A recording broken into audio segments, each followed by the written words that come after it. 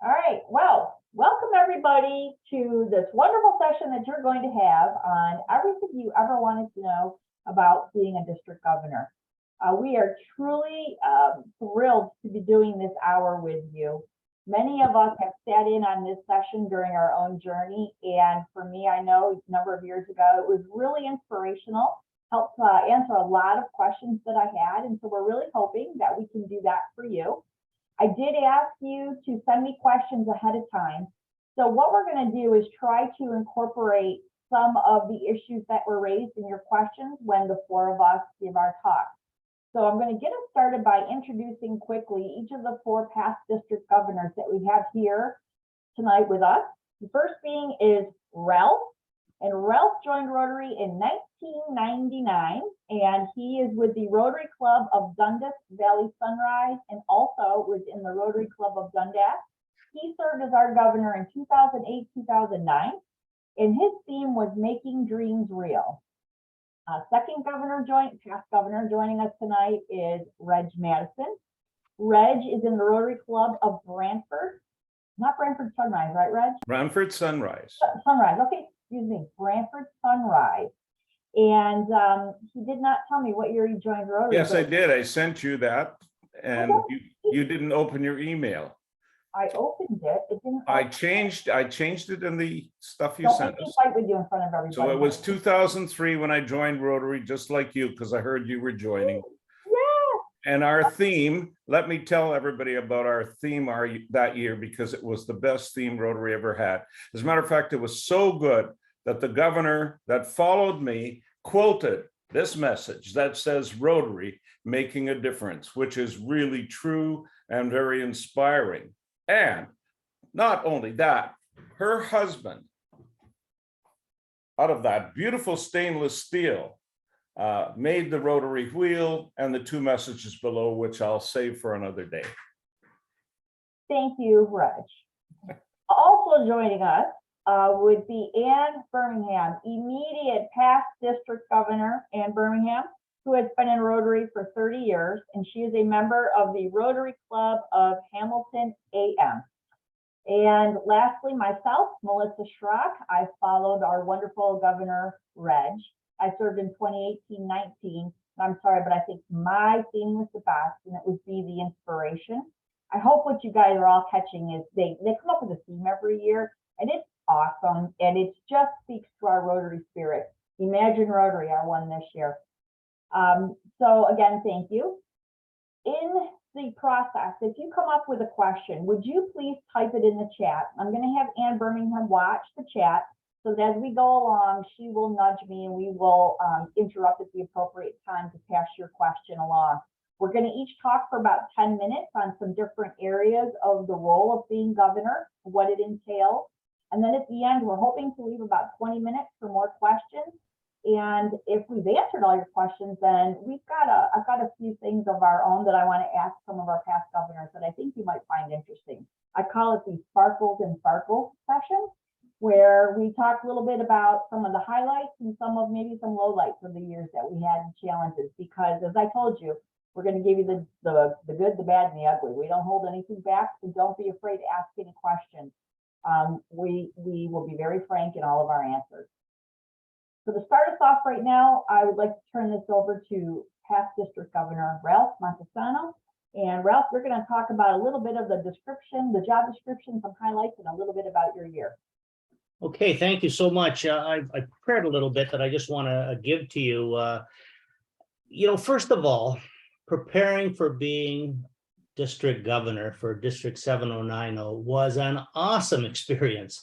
And I'm so glad I listened to those who encouraged me to apply. Did you hear what I said? I listened to those who encouraged me to apply. I don't think I was even thinking about applying until others said, why don't you apply? So before I even thought about anything at the district level, my wife and I attended our first international convention in Osaka, Japan in 2004. There were over 40,000 people in attendance, and the first time I saw what the international meant in Rotary International, I really don't think I knew what the international meant in Rotary International. You're in your own club, And it's not till you kind of step out of your own club that you really see what Rotary is really. So anyway, shortly after that, District Governor Charlotte Herlong asked me to be an assistant governor, and thus began my entry into the district. So as assistant governor, I rode to district council meetings in Kenmore, New York with past District Governor Bob Bruce and Foundation Grants Master Roy Sheldrick. You know, this is a learning experience that continued to open my eyes to international projects and district expertise. You know, faraway places like the Philippines and Haiti got closer to home and got me thinking of opportunities to learn more. So when I learned of a limb camp going to India with a different district, my wife and I signed on. So Bob Bruce, Roy, and others encouraged me to apply for the district governor position. And through discussion with past district governors, I had a reasonable idea of what to expect, except it's always more than they say. And if you have a partner, it's really important to have that partner on board, because you get sucked into the Rotary continuum and your partner has to be understanding and part of it.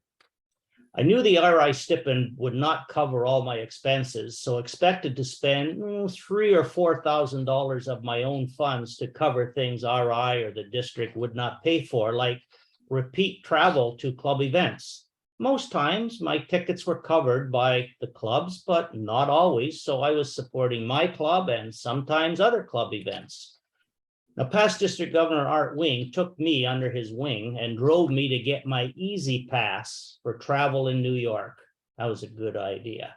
And then had me apply for the Nexus card. I never even heard of it until he told me about it. So going back and forth across the border was so much quicker. And of course, he says, make sure you get it for your wife, Barb, because if she's accompanying you, a Nexus pass is no good with only one Nexus pass and two people in the car. So getting trained was a big part of the preparation to be district governor, from, you know, the district governor nominee and district governor-elect training at the zone institutes to the International Assembly. And my wife, Barb, accompanied me to the institutes and the assembly. She also accompanied me and attended most club visits. Didn't have to, but she did. I visited each club individually. And remember, this was in 2008-9, and there was a different model. There wasn't COVID. Things were a little different. So I visited each club. I never missed one. And I met with the board of directors either before or after the weekly meeting, depending on whether it was a lunch meeting or a 7 o'clock breakfast meeting.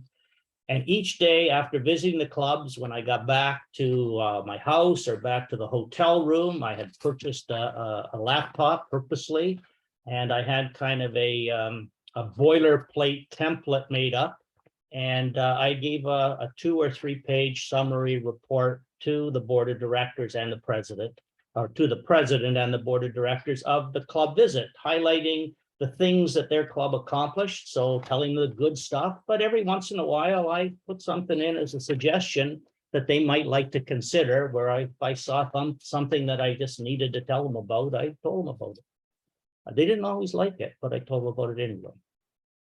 I used my trip to India. You can see my background. That's one of the trips to India. I went twice, but we went to India, and it was a limb camp where they were doing artificial limbs and polio, and give the polio drops. And I used that as the basis for my talk to the clubs. So when I did my presentation to the clubs, I did not do a PowerPoint.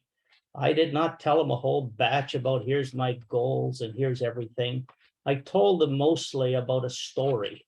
And my story was going to India and seeing the big picture of Rotary that I didn't have any idea about, because I mean, my was make dreams real is what our theme was. And I wanted them to dream big and to dream international, because most clubs, they dream local, and it's hard to get some of them to dream international. So after 2008-9, as my term as governor, I did other leadership roles. I was president-elect trainer, district trainer, vice governor, finance committee chair, and I continue to play around the edges. You know, once you're in this role, you have a choice of either going away or staying, and I've managed to stay because I really like it. And I think that's the key thing to remember when you do this. You got to really like it. And I really liked it. So I played around the edges, presented at district conferences, a facilitator for Rotary leadership training, and I'm on Reg's finance committee this year. So being district governor was good for me, especially since I had retired. Some people are working. It's altogether different when you're working. I was retired, and for me, I gave it like 100%. And it was great because it opened doors and it gave me something of importance to do. So it made me feel alive and productive. And here it is 14 years later, and I'm still involved in the continuum of the Rotary experience. So I encourage you, pursue the governorship, and don't be discouraged if you apply and you don't get it the first time. Sometimes it doesn't happen. Sometimes there's so many good people that apply that they can only pick one. And if it's not you, apply next year for you. So some things to think about. Planning club visits, because I visited every single club and it's international, you get the list of when clubs meet, and then you try and set up a schedule, and you look at the schedule and say, okay, here's a club meeting in this area. They meet at 7 o'clock. Who's meeting at lunch or who's meeting for dinner? And then you try and set things up so that when you go somewhere, you might spend a couple of days in your motel because you've got all these clubs to visit, and you don't want to be driving, 200 miles or kilometers every day. We have a fairly good sized district, not big by any means compared to like Alaska and these other ones where they fly, but big enough. And when you're crossing the border, there's always that delay, and you got to figure things out when you're crossing. So my wife and I, we book hotel rooms, and it's interesting because if you're going somewhere and you just happen to be going to an area where a college or university, it just happening to have something major, your hotel room suddenly is not $150, it's $300. So you have to plan that. I stayed a couple of times with a past district governor or someone else where they gave me their house and they went away. So that was kind of cool. So you can do that kind of stuff. You just have to ask to see if you want to. Penny is the most important person in the district. Okay, it doesn't matter who we are and what we do. Penny, our secretary. Executive secretary. If you need to know anything or you're feeling you're unsure of anything, she's the person you talk to. Are there hard issues?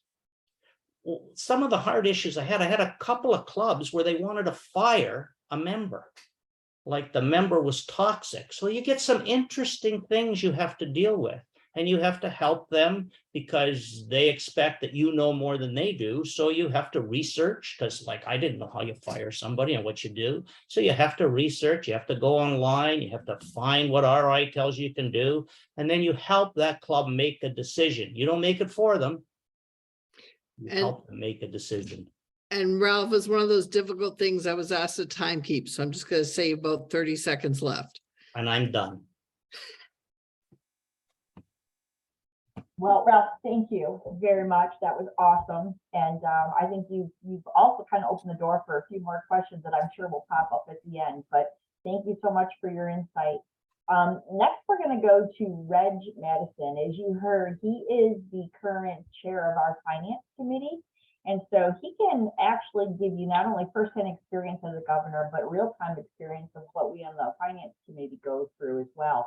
So I know that a lot of you had questions about the nuts and bolts of, how's the money flow as a governor, and that is super important. So Reg, could you please walk us through a little bit of that? I sure can. And I don't know that you're going to say this, so I have to say this for you, Melissa. But Melissa, in all the time I've been connected with Rotary, is the only district governor who has been able to get the RI president to come to her district conference. Not only that, she calls Barry Rassin her buddy. So, I mean, that just tells you a little bit about Rotary and how we, in one of many, many districts in the world, have been able to touch base with the top of Rotary and have them come to the conference. And I still thank Melissa for selecting me to be the person who was his driver and looked after him in his short time that he was with us. And that was just one of the experiences. The other experiences I have to share is learning about New York State and about the rest of Southern Ontario, which I am a part of. There are places I really want to go back to because I was so impressed with them. I heard about this wonderful restaurant that we couldn't get to, and all of those things. And so from that perspective, it's an opportunity to spread your wings and get to know more about the area in which you live and in the district in which you live. We, like Ralph, when I say we, because my wife was by my side, except for 2 of our 78 club meetings at the time. And it was only because we got back home at 11 and I had to get up at 3 to be where Michelle is, because that was our club meeting at just after 7 a.m. So it was a short night and she said, honey, I think I'm gonna miss today. But it was a real honor and privilege to meet face to face, just like Ralph did with the board, with all the individuals, to do your presentation, and then to go on. And like Ralph, we tried to plan as many 3-day sessions as possible. I also was retired, so I was able to, take full days to do this. And we started in early August, and we completed on the 2nd of November all the club visits. So, however, I would want you to know that past district governor from Font Hill, Ontario, Frank did no club visits. He did them all online. He was the Zoom governor of our district, and Anne also had a difference, and so did Melissa, because she did group meetings where she did a number of them, and they'll probably each address that. But I just want to say 2 more things. One, you can move out of the district and then you don't have to do anything after your governor's year, and that's the easy way out. On the other hand, you, like others, may choose to do what Ralph has done and what I have done, and that's to stay involved. And we're still very active with roles in the district. And I've been fortunate or unfortunate to be not only the finance chair for the 3rd year, but also the nominating chair for the 3rd year. So whoever decides to send their applications in, I will be chairing your nominating committee. And I want you to know that we have Frank and Melissa as the 3 past district governors, and there will be a representative, past president of a Rotary Club in the US and a past president of a Rotary Club in Canada that form the committee. So that's the committee that makes the final decision, and we go by the books. Whatever Rotary's rules are, they're followed to a T. And we don't let anybody know who the candidates are and until the decision is made. And we notify that successful individual, and that individual says, yes, I will serve. Then we go forward to tell the runner-up that they were the runner-up, and that others please try again next year. And I can tell you that we've had some pretty good people who didn't make it the first time. So I want to just talk a little bit about finances. Ralph mentioned that he was prepared to spend $3,000 to $4,000. I can tell you that the exercise will go through in September, which is to complete a budget for Rotary International. They do send money. And I would suggest that if you're US, you do your budget in US dollars. And if you're Canadian, you do it in Canadian dollars, and they will send the money to the district. The finance chair, whoever that is in your year, will approve your expenses. You do need to complete requests for your checks to get paid. And there's some pretty exciting things in terms of what is covered. In my year, my Rotary Club, because they had done it for a previous member who had been a district governor, and also the other Brantford Club, who also had a past district governor. They supplied an extra $1,000 to us per year for our 2 years as a DGE and DG to offset costs out of our pocket. So it didn't cost as much as some others, but lots of things are covered. And the approval process, they send us a lump sum of money at the beginning of your year, and then we can repay you for your expenses. Any expenses you incur in previous years as DGE, DGN that are covered do not get paid to you until such time as you are the DG, and then you are reimbursed. So you need to save your receipts, and those get paid to you out of the money allocated to you. So that's something that you should be aware of as you complete your budgets. And I'm happy to work with the person who will be selected because it'll still be my responsibility until the end of the Rotary year at June 30th. So just so you know some of the things, let me say what is ineligible. Expenses for anyone other than the governor. So if you have a significant other, their expenses are not covered unless they're addressed in the detailed, which I will share partly with you. Any staff salaries. So if you have a part-time secretary working with you, none of that is covered. Donations, monetary or funding for items for donation. So you buy something, those things are not covered. The Rotary convention registration and other expenses are not covered by Rotary International, but the district does cover your expense to get to your hotel and so on for the international convention, both as a DGE and the DG. I have 2 minutes left, so go fast, Reg. And I think there are a number of others. You do get things like your internet, your telephone, your cell phone, things like that. Even if you have to replace any of that equipment, that is covered as long as you have all the receipts. All of your training, all of your travel, your hotel, your meals are also covered. Except for some special events. So when you get closer and you get to be the person in, I'm happy to answer any questions later or detailed questions by email, but I think I'm coming to the end of my time, and I would just say this about being a district governor. I turned it down for a number of years. I just said, I'm too busy. I want to have a life. You know what? It was the best year of my life. It was just fabulous to meet new friends, to get acquainted with 78 clubs and their board members and their members, and to visit all of those places.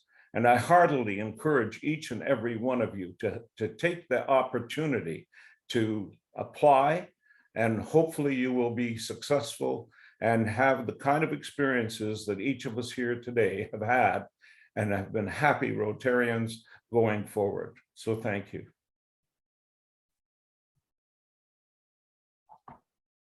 Thank you, Reg. That was awesome. You touched on a lot of good things, and I'm sure we'll have more questions about finance towards the end. And remember, guys, as we're going along, if you've got some questions, pop them in the chat. Ann's going to keep an eye on it, and when it's appropriate, we may intercede and answer it, or we'll save them to the end. Next up, I am going to go to Ann Birmingham. She is our immediate past district governor. Thank you, Ann, for your year of service. And she's going to talk a little bit about team building and a skill set that you need to really have to be a good district governor. So Ann, please take over.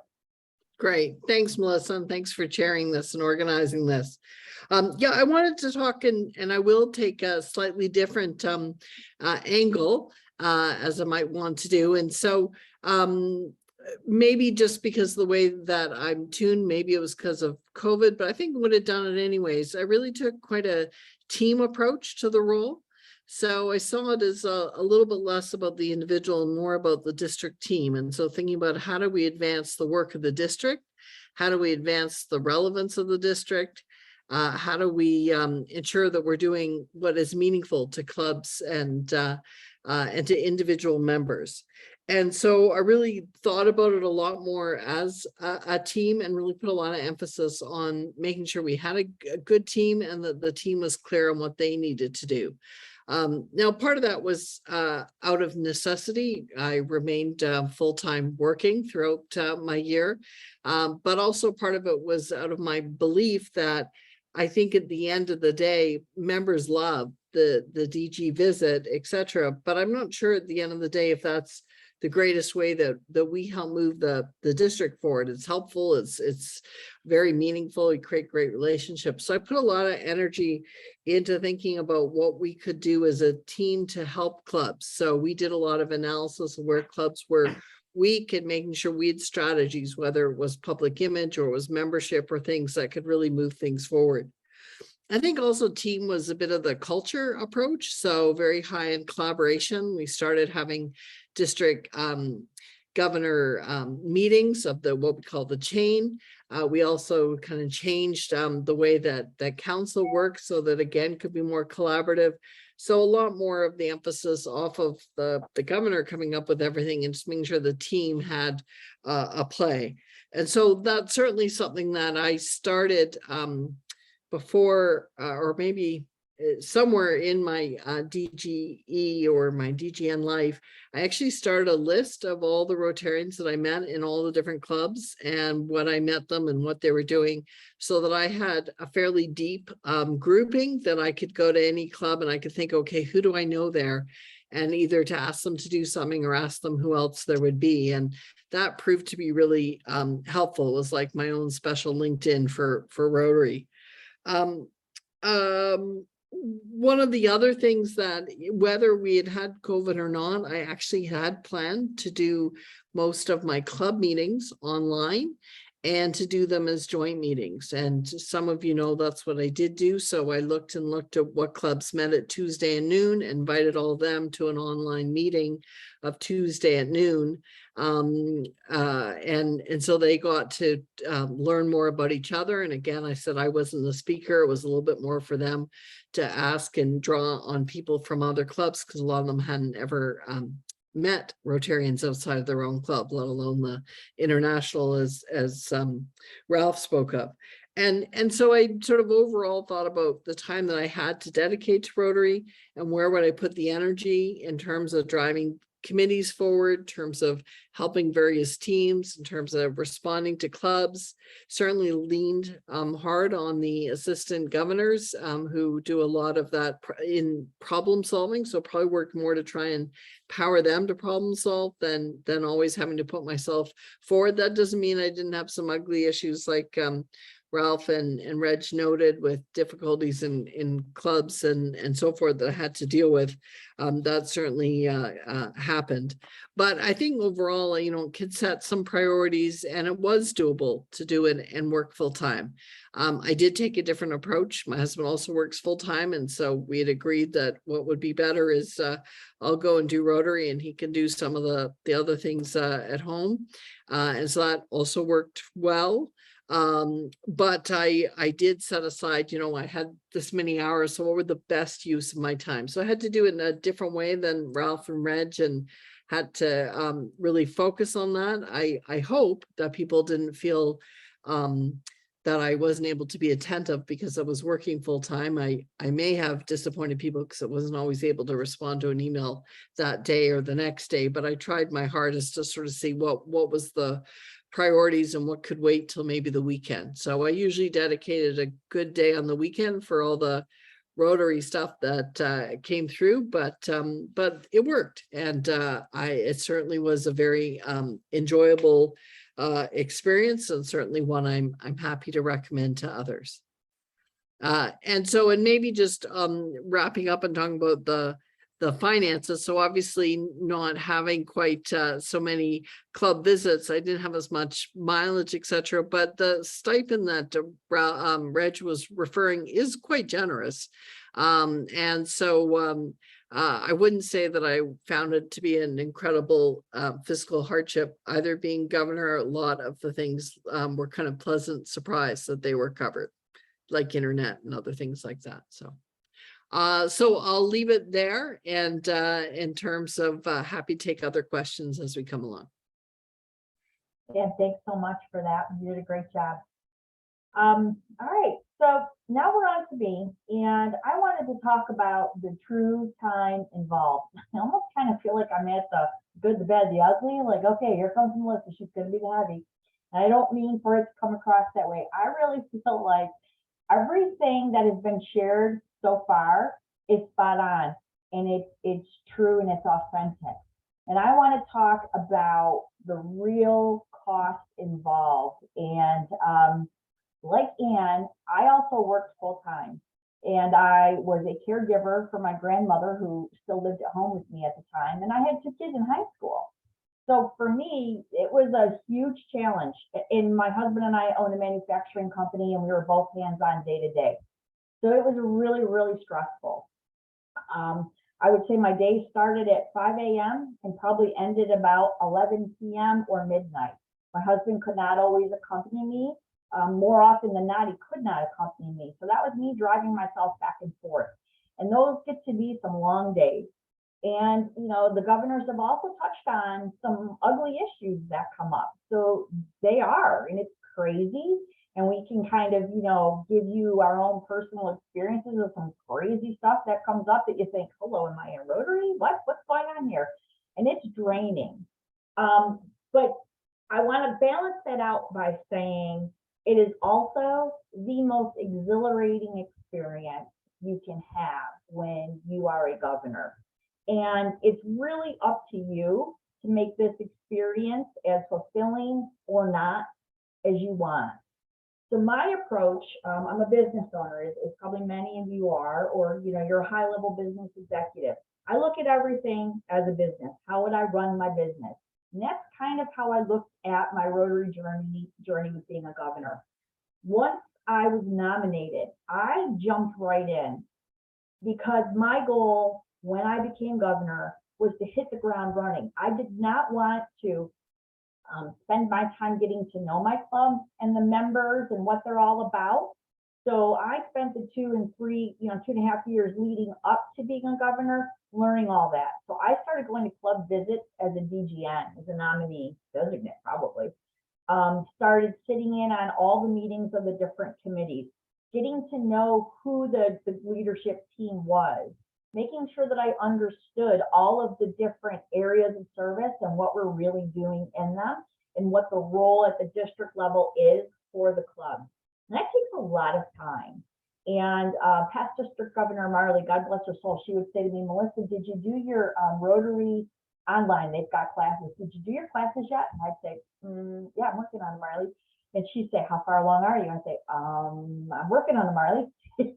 But she wanted me to take these online courses, which we have on the Rotary.org, because they really do help you with your journey. But I'm also very hands-on. So for me, you know, I jumped right in.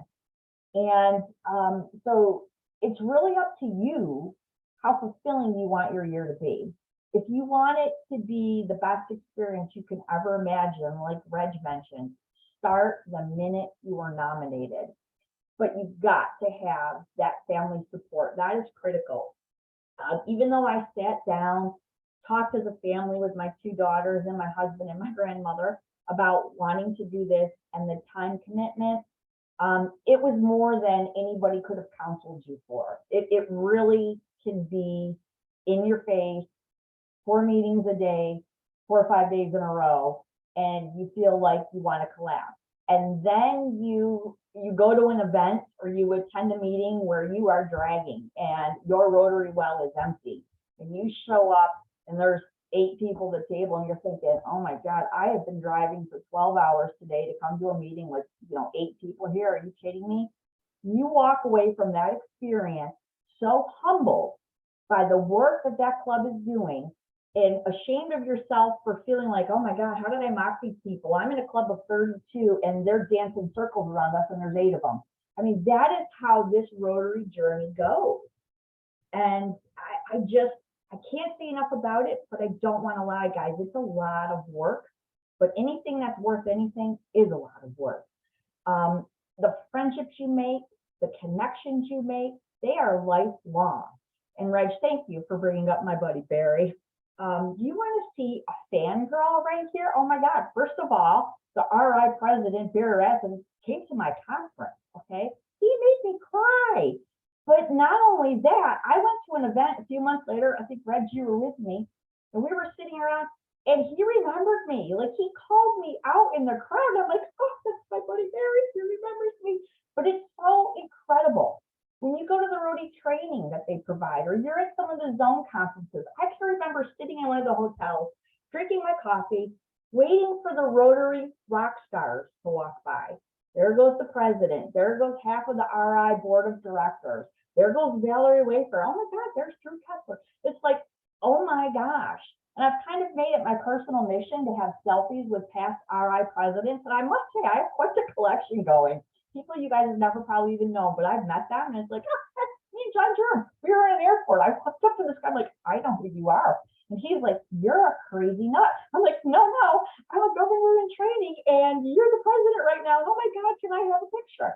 It's just like your family becomes this much smaller, and it's just a fantastic experience. But it is a lot of work, but it's worth every minute of it. So I'm going to end my part right there. And what I would like to do now is kind of open this back up to everybody for questions or follow-up to some of the things we've talked about. Because I know if I was you or when I was you, Reg, you talked a little bit about finances and what's involved. If I'm you, I'm sitting there thinking, how do you even figure this out?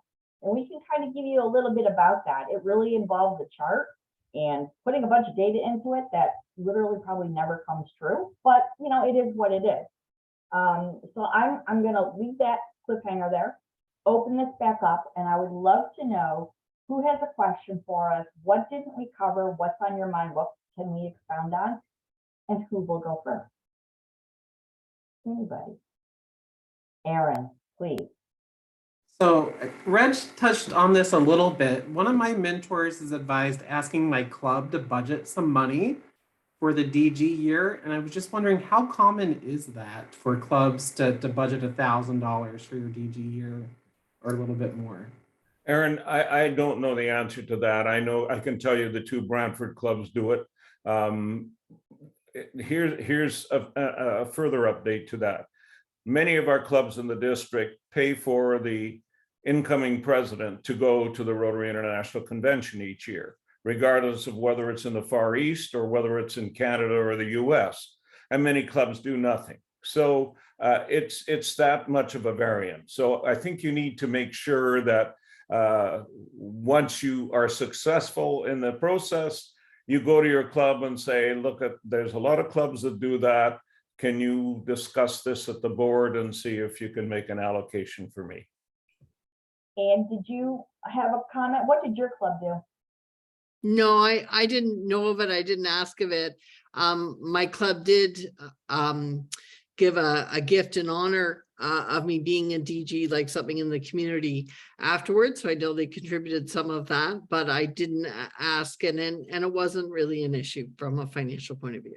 And I didn't ask either. I was told that because we had a previous district governor, they did it for that person, and they learned about it from the other club and said, well, if the other club does it, we'll do it too. So again, it was not that I put my hand out and said, can you please do this? It was just a process and a practice that some clubs are already doing, and they're just making you aware of it.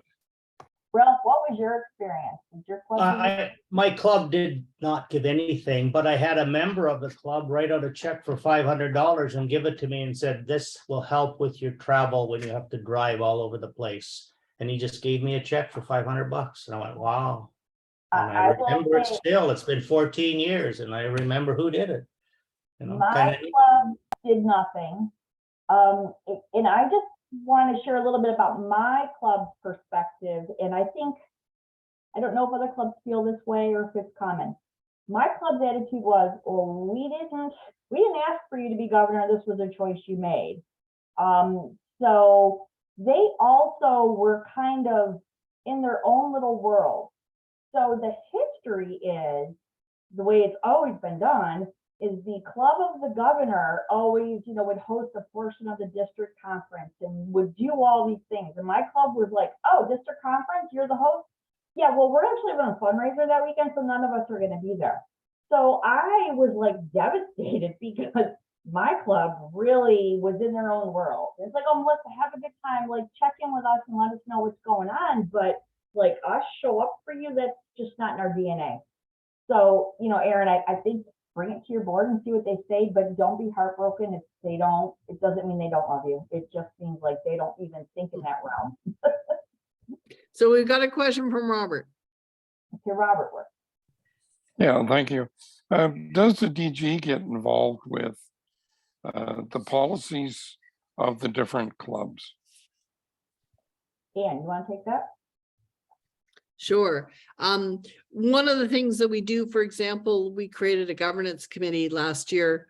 And so that governance committee provides training and provides advice and provides some best practices for clubs, but does not get involved in the policies of clubs. So we might give a template, for example, around district abuse, prevention, et cetera. We might offer a template or some ideas for diversity, equity, inclusion.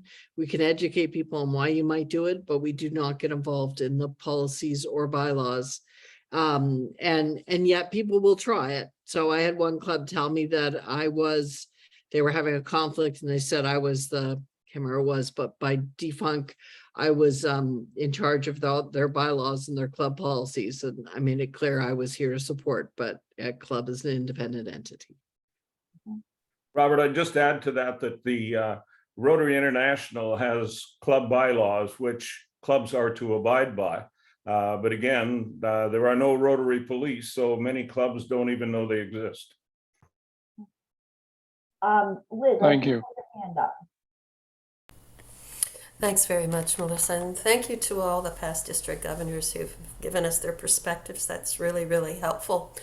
I wonder if I could ask all of you and also our current DG to maybe spend, 30 seconds, 45 seconds each and tell us about what cultural changes you've seen in RI in general, say over the last 10, 15 years, and what you may say have been significant changes within the district structure in 70-90 as well.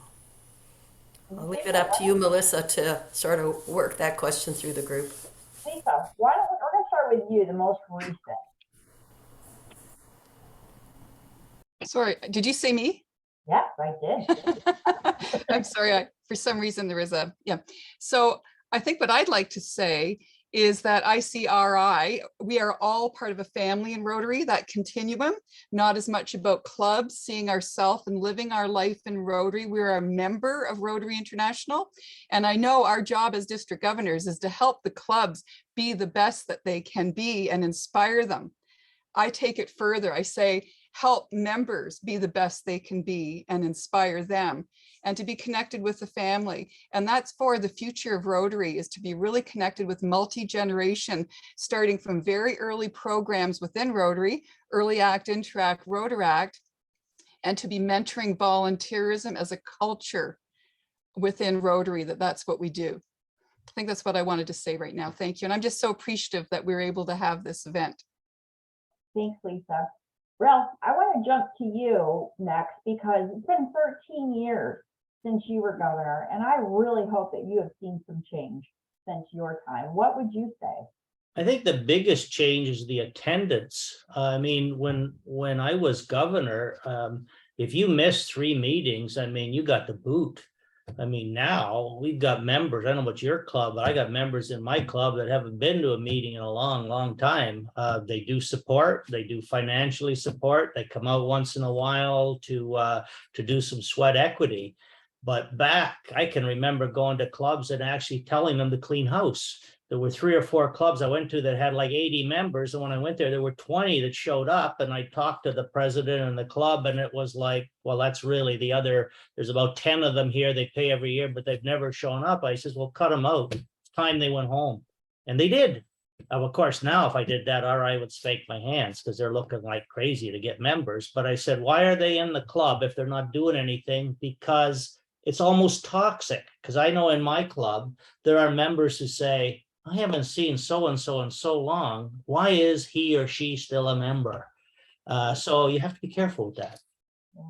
Ann, did you want to add something?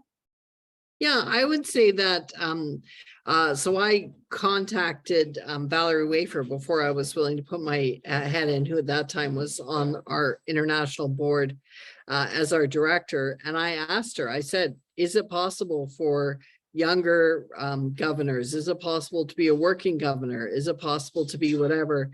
And she said, you know, that's what we're trying to create. So I see a very strong movement to make it much more diverse and much more welcoming for all different types of experiences. And also, I think one of the things that changed is, I mean, during Valerie's year, I mean, she had regular conversations with governors and vice versa. And I see Drew Kessler, our now director, doing the same thing. And so I think that two-way has changed quite a bit, Liz. And I think it's a lot, quite different. There are not so many shoulds and a lot more, you know, what could we's. Yeah, absolutely. Reg, did you want to add anything? Yes, I think one of the key things that, was part of my year was to improve diversity. And I really can't tell you whether we did much on that at all.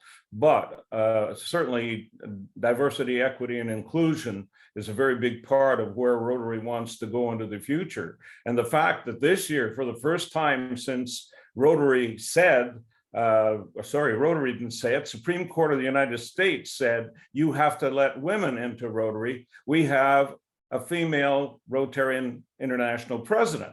And to me, that's exciting and wonderful. And to see the number of women that are now both on the board and in key positions in Rotary is also important. So to me, that's yet another thing. And finally, there are some experiments going on in Rotary in Australia, New Zealand, and Great Britain on regionalization and how that will change districts and clubs and how we all operate. And I'm very anxious to find out more about that. So yes, I think Rotary is doing a lot. I think Rotary is changing. Rotary is a peacemaker. It started the League of Nations in San Francisco in the 20s and 30s and was so much a part of the formation of the United Nations. And now we have a world full of strife, and we're really the only ones who have any clout to speak of. Yeah. And I agree with everything that's been said, Liz. I'm happy to see that they're more not so structured and rigid versus, hey, try something new and let us know if it works. I would say that's the biggest message I'm getting from them right now. Thank you very much to everyone. Thank you. I'm not sure who had their hand up first, but on my screen, Julio, you're first. Michelle, you'll be next. Okay, no problem. Thank you very much. Thank you, everybody, for having this. It's great. It's great information. For the working governors, when you were in your year, what would you have done differently in terms of juggling work and Rotary? And you want to go first or on me? You go first. You know, that's funny because I probably get asked that question a lot, and that's a hard answer. I think for me, what I would have done differently, I would have started sooner within my own company, getting more offloaded of my workload to my staff rather than trying to hold on to as much of it as I thought I could, because I do a lot of the finance here, right? So my attitude is, oh, I can do that at 8 o'clock at night as well as 8 o'clock in the morning. But I didn't realize I'd be driving till 11 o'clock at night. And then, like Red said, sometimes getting up at 4 the next morning to get somewhere by a 7 o'clock meeting. So those evening hours that I thought would be available weren't there. So I probably should have started within my own company, offloading some of my responsibilities so that I could have been more effective in both places, honestly. How about you, Ann?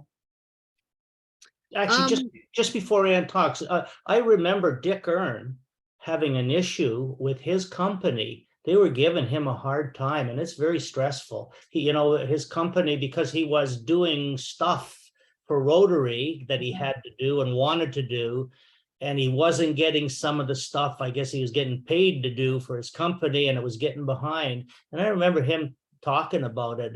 They were giving him a hard time. So you have to be able to make sure that liaison and transition between the governorship and the place that pays you will be smooth and tolerant of each other.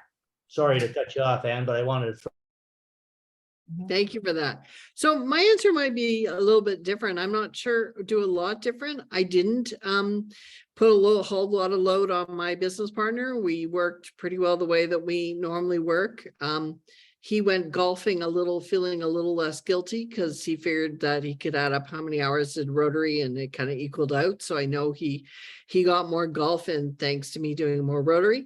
But beyond that, I was really glad that I had a finite amount of time and I could just apply it as it is. And now I have my own company, so I didn't have to ask permission, but I had to work all my clients and their needs and their demands all the way around it. And I was very glad I didn't have so much travel. And again, if I did it again, I would make it as much Zoom and online for many of the things, not all the things, but many of the things. As people say, we can do meetings and training online and fellowship and fundraising in person. And I would certainly adhere to that because I don't feel like I lost all those hours to travel. I feel like the hours I spent on Rotary, I was kind of directly getting something done.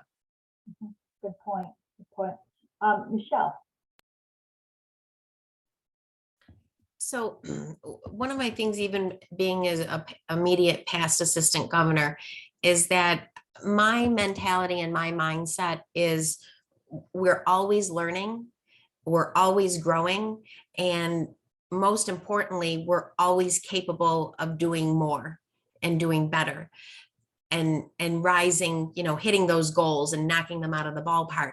And not everybody, like you said, Melissa, some clubs are out there on their own and they're doing well, they're doing fine. They're not subscribing to district and RI, but they're doing okay.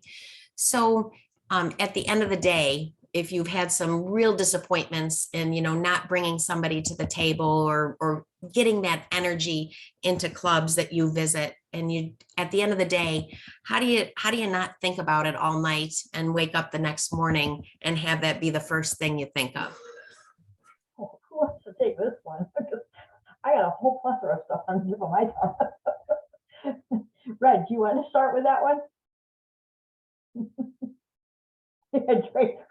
Notice we all do this on call. No, that's not it. No. You know what? I think it's a matter of handling your own brain cells and managing yourself. I think that's critical. There's lots of things that I think we are all hurt by people, and one of the things we have to recognize that regardless of where you are, regardless of the kind of organization you're in, whether it's a voluntary organization like ours or a nonprofit, a golf and country club, whatever. Let me use that as an example. So if there are 500 members in a golf and country club, one of the things you will find is that there are 500 general managers. There are 500 executive chefs. There are 500 greenskeepers who know more about the golf course than that person does. And it just goes on and on and on. There are people who just want to complain and do their own thing and do not follow. And that's the case in Rotary. And I think you have to just, I'm a sensitive person, but I think you need to learn to just get a little tougher and say, you can't win them all, but I'm sure winning a lot. So that'd be my advice. So I want to share that answer from my perspective. So I tend to be one of those, like Jack Amico, oh my God, bless his soul. He would say to me all the time, Melissa, you can't do this or you can't do that. I would say, oh, yes, I can. He'd say, no. And I'd say, oh, yeah, want to bet? That was my stubborn streak in me, meaning don't tell me I can't do something. However, 9 times out of 10, Jack was right with respect to advice he may have been giving me about a certain club or situation. And I guess what I want to say is yes, I wanted to be that person that could save all clubs and save all members. And you quickly have to realize that the advice of the people that have gone before you, it's legitimate. They've all tried to fight the same battle and they all had that same passion and they couldn't do it either. And you're probably not that special person going to. God love you if you are. But that's where we kind of came up with the idea of stop watering the rocks. And there's a lot of rocks out there. And that's okay. They can be a rock. It's all right. Because they've been a rock for 10 years before you come along, and they're going to be a rock maybe 10 years after you leave. But the ones that you pour your energy into are the ones that are giving you the feedback, in response to what you're trying to give them. And there's nothing wrong with thinking that way. Is Ralph or Ann, would you disagree or have anything different you want to add? Well, I always said, don't water the rocks, because you Right. can't win, and all it does is discourage you. So Yeah. the battles you can win, fight. The battles you can tolerate, fight. But the ones that you have no chance because there just is no chance, don't even go there. It's not worth it, because people before you have tried to fight them, and it's made no difference. So grow where you can grow. Yeah, absolutely. Robert, I noticed you had your hand up before. Did you still have a question? Okay, thank you. Yeah, mainly I guess it's, does the DG get involved with what the actual club is doing? Are you trying to figure out whether they're going left, right, or center? Is that part of, and I guess it's a little bit of politics, which I, Well, thank I you. would say that Rotary International actually gives us some very good help with that. So one of the things that we do is we go in and see if they have goals. Because we know that having goals is a sign of a healthy club. And so we certainly follow up if they don't through the assistant governors. We have, and governors are asked to look at how to have vibrant clubs. And so we're given some of those directions. I just finished doing, the presidential citations and lighthouse awards, and we have 24 clubs in our district that got a presidential citation. And that's a sign that they're doing the right things. And the other ones that don't, we encourage them to do more of that. So, I mean, I think they are good. They're good direction to encourage them to, but you can't make any club do anything. And you do have to go where they are. But what is recognized as a vibrant or a club citation, et cetera, really is a club doing the right things. The more you can nudge them towards that, the better. Yeah, thank you. And also, I'm with the St. Catherine's Club, in case you didn't know. And Tommy's one of my buddies there. So, and we have a really good direction. Our club is well fitted. And I guess our main issue is, like every club, is getting new members in, and I think that's probably one of the biggest goals for the next year or so.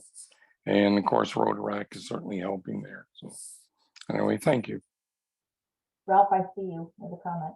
I know that Tommy is a past district governor from Finland. And I just wonder, Tommy, from your perspective in the role as past district governor in a different country, what insight can you bring us from your experience that is either different or the same? I have to say that partly, pretty much, I agree what I have heard, I have to say. And the thing is that I wasn't able to be in the beginning, so I don't know what you said there, but for me, the experience was something that you should be able to do the preparations for your district governor year very, very early. And you have to be aware, like many of you has told, that this is not just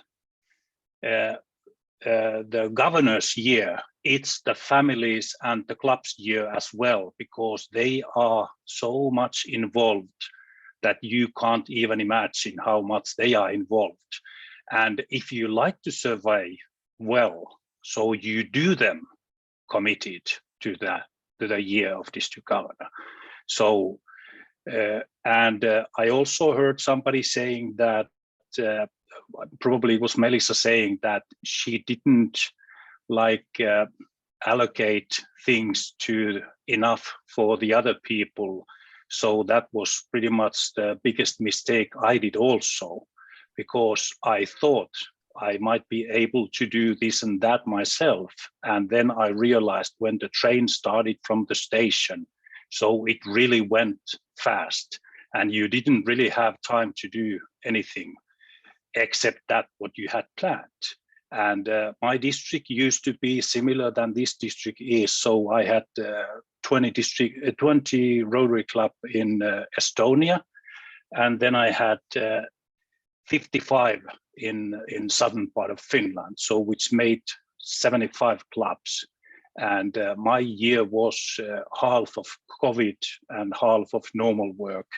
And I also was working normally, which made it so that I did about 65 club visits in September, because I did them in the groups, because I couldn't spend my time traveling around the district like 3-4 months like somebody else was doing.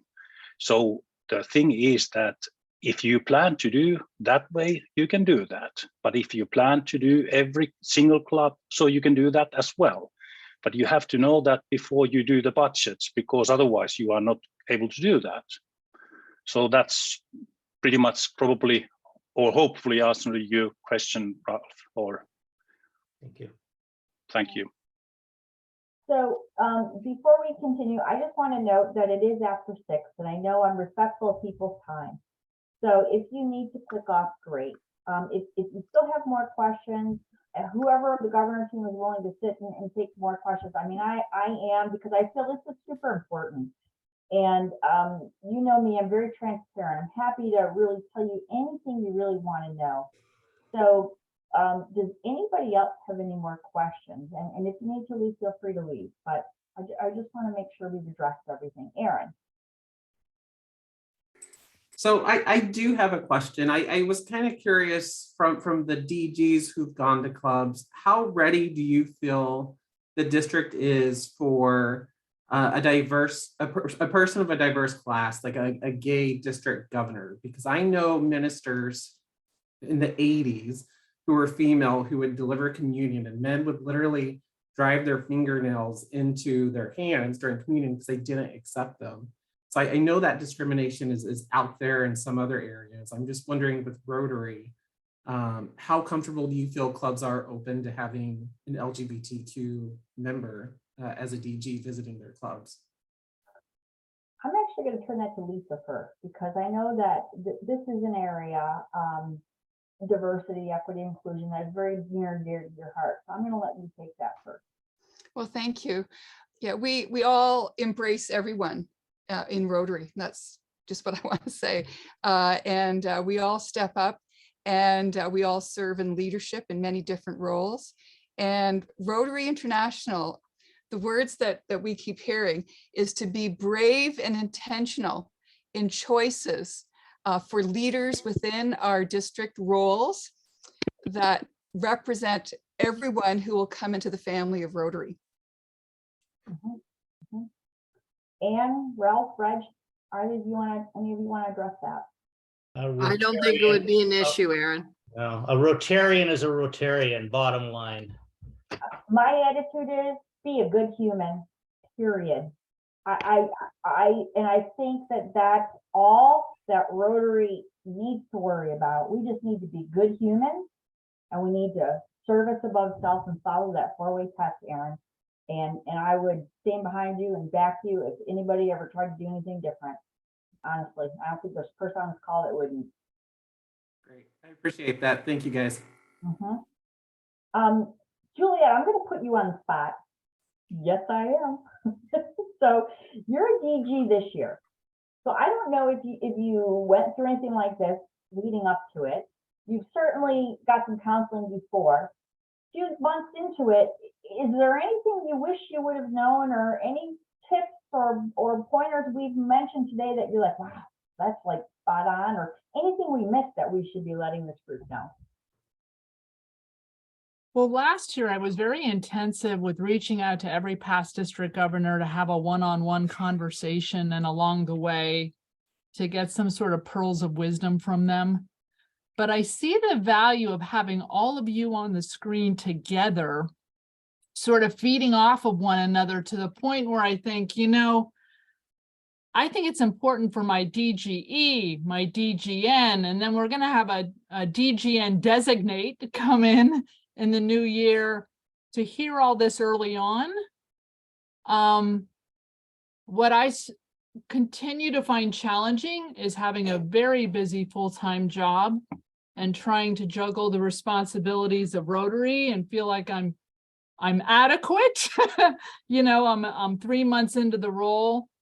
Luckily I have a healthcare position, so I can showcase with my board of directors that I am able to marry my healthcare position with my Rotary position in a way I couldn't do it if I wasn't working. So I feel like working full-time is actually an advantage to me in the district governor role, because I'm able to benefit Rotary by my position and also my healthcare statewide position.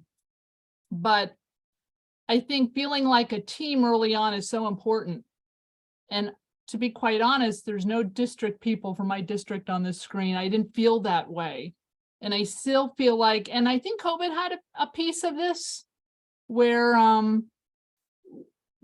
we just didn't gel as a team. We had a number of different personalities.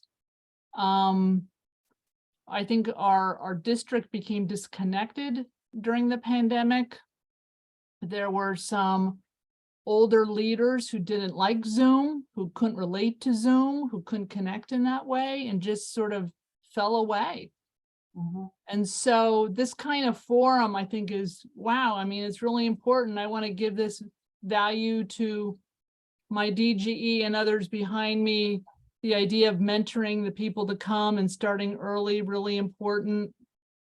The idea of hosting this forum, even if nobody shows up, even if it's just for us in the future, you know, I'm going to punt this by the team and say we need to have one of these sessions. But you know, one of the unexpected delights of being district governor is, although it's a lot of hard work, I didn't realize how much fun it would be visiting the clubs. And it really is energizing. So when I'm down with my paid job and feeling overwhelmed, I visit a club and I'm elevated again. It really is exhilarating, like you said, like somebody said, it was exhilarating. So yeah, absolutely. So You thanks. know, I just want to touch on one thing, guys, and I want to make sure that we were clear about this. And it came up in one of your questions ahead of time. You know, how much time is involved, not only on a weekly basis, but before and after. So Reg mentioned that, you know, when you've got 3 years or so leading up to the role, when you leave the DG role, our district in particular, we have a place for you, and it lasts for about 5 years afterwards. So if you're thinking like, you know, one hit and you're going to be a one-hit wonder, this is not the district for you. This is not the role for you, because that's not going to happen. And you know, we kind of have you transition, your immediate past governor, but then, you know, you play a role in the finance, you take a turn on the governor-elect, you take a turn on different committees. Now, I will say I'm in a unique position. For those of you that don't really realize that, I've moved to Florida for my main living. But one of the things that I have loved is helping our district develop a way for me to stay connected, and where I can be useful. And thank God for Zoom, because I'm able to be useful and stay connected and help my team, even though I might be sitting in the state of Florida. So just please be aware that there is an expectation that you will stay involved and help out afterwards. But to Juliet's point, we have a fantastic team, and our governor team sticks together. They meet regularly. We make sure that there's a cohesive message. David's coming in 2 years from Lisa, but, she's already talked to me and him about what do you want to achieve? And how can I weave that into my year and through Scott's year, so that when you can hit the ground running. So we really try to work together and start early on what your vision is so that we can and make sure that it's going to be knocked out of the park by the time it's your time at the helm. Anybody else got a question? I know we're over, but again, I'm here to stay. Can't read what that just popped up. How many of the PGs here were approved to be governor without being, without being in a position prior? Not me. Anybody?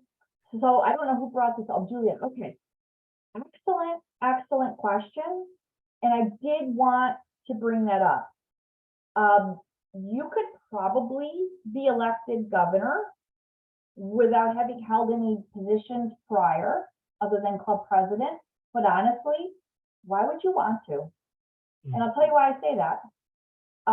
Because the amount of experience that you gain through the AG, going to district council, sitting on, the membership committee, the foundation committee, or whatever they are, fill in the blank, is so priceless that if you did not have that experience and you came to be DG, your head would be swiveling all the time because you'd be like, who does that? I don't know what that means. What's the history on that? How can we do this? You'd waste way too much of your time trying to figure out why we're doing what we're doing, or trying to figure out how you're going to do what they want you to do because you don't have a clue. It's like trying to throw a football without having a clue how to grip and where your fingers go on that leg. Like, why would you want to do that? I'm sure it could be done, but honestly, if you want to be effective, my personal opinion is that is not the way you would want to approach it. It'd be like, would you run a business and become the CFO if you had no clue about accounting firms? Like, you wouldn't do that. You didn't know how to balance checkbook. Why would you do that? Just my opinion. Juliet, would you disagree? I think that was you that asked, right? So Sorry. I asked because I came into the position without a district position prior. Okay. And how do you feel? Sorry, I don't mean to offend you by any means. But you gotta feel like you're working with one hand tied behind your back. So I can honestly see where it has hampered me with building relationships ahead of time and trying to understand the structure.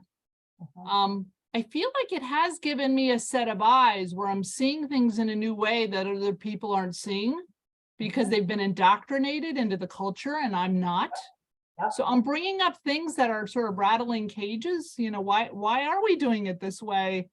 And so I feel like I am able to make some change. However, yes, I can see where having been an AG would have helped me out. Yeah. Or another district position.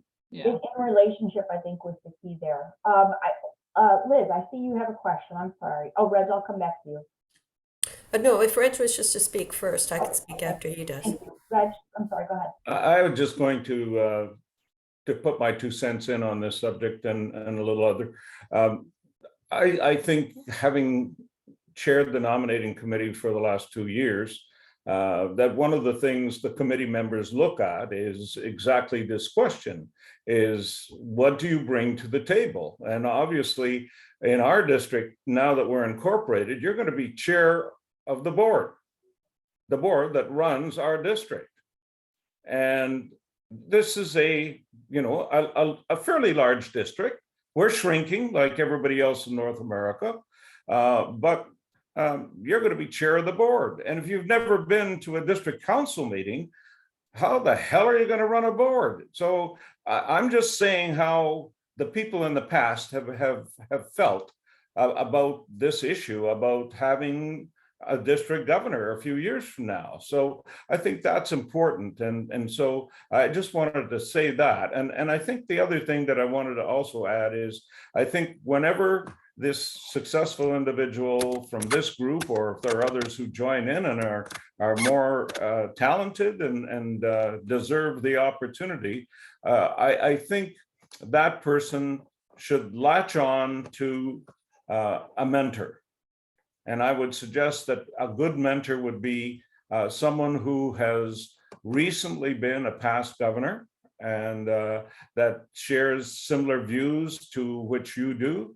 That doesn't mean that that governor who did all of their meetings on Zoom and you want to do some of them or all of them visiting. I think it's more a question of style. And I have to tell you that this is the best time to be involved on the district governor chain and be a district governor, because in Melissa's time and my time, we did not meet bi-weekly as a group of us and discuss issues. And the last thing I'd like to share with you is earlier, Ralph mentioned Penny Hutton, our executive secretary. My wife and I spent hours trying to plan our club visits. Upon sending her a list, she said, "Why did you do this?" "I do that for you." And I think that's another thing that we talked about is delegating. And I think it's important for us to remember that and remember that she is a font of knowledge. And she, if you're ever in doubt, if you're not getting the answer from anybody around you, just call Penny and ask and say, "What about this, Penny? Do you have any ideas? Do you have any advice?" And she knows it all. She's been here. She's dealt with, I don't know how many of us, but Ralph, how long before you were governor that she was executive secretary? I'm her Wow. 20th. I'm her 20th district governor. You guys Okay. seen The Wizard of Oz, right? Oz behind the curtain. That's Penny. Hands down, she is Oz. She is. I'm sorry, let's go back to Liz. Liz, you had a question. Yes, thank you, Melissa. My question is sparked by Juliet's question and then the two responses that I've heard since then. I certainly see the value in all board situations of knowing the subject matter at hand that one has to exercise their governance roles or abilities around. My question would be to those on the nominating committee or just generally the sentiment that this district might have. If people get their experience, now I appreciate there's time to go to council meetings and things like that, but what value is there in bringing a perspective from other districts? Or in fact, other types of organizations that are like Rotary and other board experience that one might have, because a board chair doesn't do it themselves, which is what the DG is. They do that by helping their team be effective. So just would love a sense of how that might work or your thoughts on that. Thank you. Ralph, did you have anything you wanted to comment on? I still think it's important to have some experience, but you know what, as the person who comes into the role as the district governor nominee designate, they still have 3 years and you've got time to learn more. It's not like you got to stop living and only be on the chain. You may still be the director of training or something in the district. You may still choose to be involved in something. You don't have to just be in the chain. As we can see, some of our people who are in the chain still have roles. I mean, you play around the edges as you're working your way forward.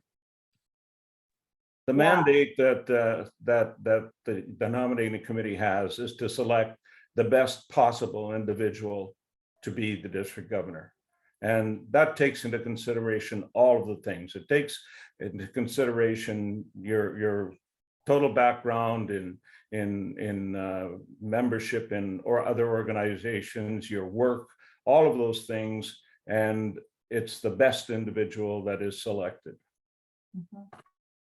And I will touch on what Ralph said. So when I was nominated, I was actually the service project director, and I was probably my first year as that. I had been AG, was doing that. But I chose to stay in the role of service project director while I was DGN, and partly into my DGE year, just because I wanted the experience. To your point about outside opportunities that you may have had, I think all of that is relevant. I think your business experience is relevant. And I'm going to go back to Jack again. He was like, "Melissa, you're going to make a great governor, but you need to wait a few years for this and for that." And I was like, "Oh, hell no, I'm not doing that. I can do this." Like I was that cocky girl, right? But once I and made that decision, if you don't have that background, my suggestion would be you're going to want to pour yourself into that role as DGN, DGE, because there is so much to learn. But certainly any experience you bring to the table is going to be worthwhile. Absolutely. Michelle, I'm going to, Liz, did that answer your question? Was that helpful? Yes, actually, it gives me a perspective where people's thoughts are about this. So I really appreciate that. Thank you. Okay. And please don't take that as a discouragement. Not by any Well, means. I'm not. I've been in Okay. district roles with other districts that I've been in. I'm not. So yeah, I just wanted to know how people felt about that. Thank you. Yeah. Thank you. Michelle, where'd you go? I lost. There you are, Michelle. I just, I'm putting my public image hat on real quick, and I just wanted to take a group picture so we can have it posted to all our social media websites in our district. So if everybody can give a great big Rotary smile. And I'm gonna, oh, that's perfect. Got it. Thank you so much. Okay. Anybody else have a question while I try to nonchalantly read? Oh, Lisa, our governor. Lisa. Yeah, I don't have a question, but I just must say that people follow this role within Rotary. Some people, they have their shoulder tapped and someone approaches them and says, think about this. And some people feel within themselves, within their Rotary life and what they've been doing, that they feel like they really want to do this and inspire others. They have a story to say, they have a passion. So I think there's sort of two groups. And I just want you to say, I was interviewed more than once. I'm very honest about that. I was interviewed and they picked Anne, and I cried. I said, they got Anne. I couldn't believe it. I said, she's so busy with her job. And Lionel will know that. I was crying. I said, I can't believe it. And I texted her. I said, I'm so excited because I knew that she was the right person at that right time. And she is really shaped. So that's what happens. It happens for different reasons. That people are selected, and I got in another time, but I did more than once. I was interviewed, and I just want to be honest about that. You just consult and speak with others that will share that with you, because sometimes you're interviewed more than once. I'll just leave it at that. We're all called or have a different Rotary passion that brings us to this. I'll share actually my story. So I never formally applied. I was on the committee to elect, I think it was Reg. I think I was on your committee, wasn't I, Reg? Oh, yeah. Yes. And we had to elect 2 governors that year because someone had to step aside at the last minute. And when we were interviewing, I remember past District Governor Rick Stern, he says, well, that's all of the interviews for now. And so he goes, well, we actually have one more. And I said, okay, yeah, bring him in. He's like, well, no, actually, your name was submitted. I was like, who? He's like, you. I'm like, my name? I did not submit my name. Actually, somebody from the Clarence Club submitted my name and never told me. And so he said, I need to give you this opportunity if you'd like to apply. I was like, holy cow. That was so humbling. I cried because I didn't think that anybody really thought that much of me. And didn't think that I even could compare to this line of governors that we had. And to know that someone, not even in my own club, who thought enough of me to put my name forward, that was the only reason why I stepped back and said, oh, well, okay, because Jeff told me I had to wait. Well, I was going to wait. Don't know for what, but he told me. But that's how it happened for me. Someone else submitted my name. And I came home and talked to my family and told them what happened and submitted my application, and the rest is history, of course. But yeah, it's crazy how sometimes these things happen to you. And so, just touching on what Lisa, please, if you apply and you're not discouraged, you don't get picked, please don't be discouraged, because this is an incredible, it's an incredible opportunity. But for the committee that had to do the picking, the fact that you have more than one person apply, that's like gold. Like, oh my gosh, we can actually see a group of people that are interested in helping lead our district.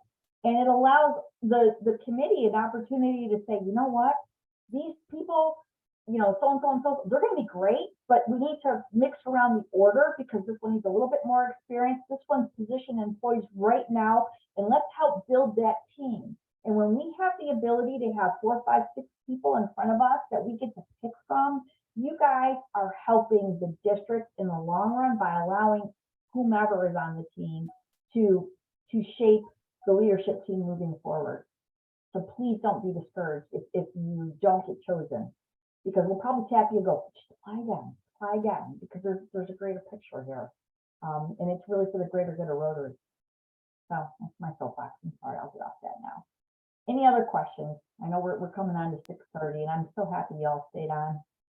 Any other final thoughts, questions? Julio, yeah. Yes, one more question. I know someone who would be really good for as a district governor. However, she's not very good with Word or Excel, and she's a little what do you call it afraid that she may not be good for the role because of her lack of knowledge with Word and Excel. Although she's able to, respond to emails and all that. How big of how can I put it? How much What a do big we? deal is it? Yeah. I'm gonna jump in. If anybody was at a visit that I did, what I tell y'all when I came there, I'm not putting up a PowerPoint because I'm not good at it and I don't care about it. So,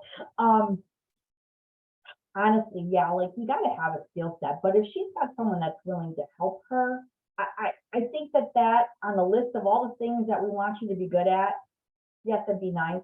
Please tell me she can run a Zoom meeting, like that would be for critical, I think. Then, I guess the short answer is there's going to be a support staff that can help him or her through whatever challenge she's going to have. Don't let that be what holds you back, please, because I can't do PowerPoint to save my life. Could you imagine if I said, well, I can't do PowerPoint, so I'm not going to apply for governor? Barry would not be my buddy. I think, the key answer is, as I said earlier, our role is to select the best candidate. And that's it. And there's so many factors that enter into what is the best candidate. Is it the person with the most outgoing, ebullient personality, or is it the person who is studious and really knows Rotary? It's all of those things. And you can't say one outweighs more than the other. And I can tell you that the 5 people on the committee each year take this role very, very seriously. It is a very important position in our district, just like it is for the director of Zone 28, which I had the pleasure of working on the nominating committee there and selecting our next director to follow Drew Kessler. It is important. And we have a district that's shrinking. We've got to turn that around, or guess what? We're going to be broken up and merged and will no longer be the best of friends district. We can't keep losing members year after year. And Juliet, I'm sure in Pennsylvania, there's the same story. When I was at my training for district governor, a fellow from New Jersey got called and told that he was not going to be a district governor. They were merging 2 districts, and he would be the district governor the following year, but he would get to stay and come back for next year's training. But that's how serious it is in North America. And many of us do not really understand that. And we really need to do something to turn things around, to start growing. And our problem isn't strictly bringing people in, because we brought in over 1.2 million Rotarians in the last 10 years, but we've lost 1.2 million Rotarians. So that's what we really need to do. We need to grow Rotary, and then we can all live happily ever after. Absolutely. All right, guys, so it's 6:30. Ralph, you got something you want to add? Time to go. Time to go. Yep. Thank you, everyone. Thank you, Melissa, for chairing this. Okay. And for those who do submit their nominations, good luck to you. We're pulling for all of you, and hopefully all of you one day, as Lisa described, will be a district governor. Thanks for joining us. Thank you. Questions, email me and I will circulate them to the group. Thanks, Melissa. All right. Everyone, Bye-bye. have a good week. Thank you. Nice seeing you, Bye-bye. Ralph. Bye. Bye. For joining. Liz, great to see you. Thank you. Guys, awesome. I think it went well, don't you? It went well. Goodbye, good night. I gotta go eat my dinner. I know I gotta go heat up dinner. I made enough for 2 nights. All right, guys. We'll see you. See ya. Bye-bye. Take Great care, to thanks. see you. Say hi to John, Melissa. Say hi to Lionel, Oh, Lisa. that's right. Don't forget to take care of Rotary business first thing in the morning. I did. I have to Being too. recorded. I already did some tonight. Bye-bye.